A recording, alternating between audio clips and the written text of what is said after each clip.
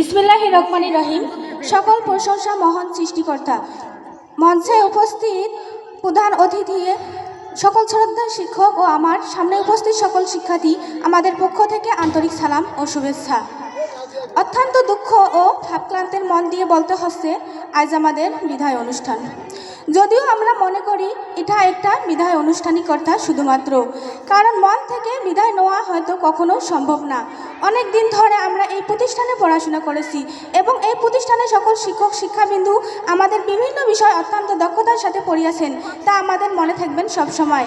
এজন্য আমরা স্যারদের কাছে চিরকৃতজ্ঞ হয়ে থাকব। কিন্তু ইচ্ছে না থাকা সত্ত্বে আমাদেরকে আজ অত্র প্রতিষ্ঠান থেকে বিদায় নিতে হইতেছে। আজ শিক্ষা জীবনে একটি অধ্যায় সমাপ্ত, পরে আরেকটি নতুন অধ্যায় আমরা পা রাখার বিদায় নিতে হয়েছে। আমাদের জন্য দোয়া করবেন, ভবিষ্যতে শিক্ষা জীবনে আরও উন্নতি এবং দেশ ও জাতি গঠনের অন্যান্য ভূমিকা রাখতে পারি। আমরা এখানে দীর্ঘ শিক্ষা জীবন আমাদের অনেক শাসন পালনের মধ্যপার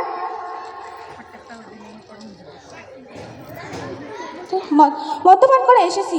এই শাসন সাময়িক বিরক্তকর মনে হলো, এখন এই দেশসমূহ বুঝতে পারছি এটা আমাদের জন্য খুব দরকারি বিষয়। তাই আমাদের কোনো আচরণে কোনো শিক্ষক বা শিক্ষিকা কষ্ট থাকলেও তা ছোট্ট কিংবা বড় কোনো ভুল করে থাকি, তাহলে আমাদের নিজ গুণে ক্ষমা করবেন। সমস্ত ছাত্রছাত্রীদের পক্ষ থেকে আমি বিনীতভাবে আপনাদের কাছে ক্ষমা আবেদন প্রার্থী।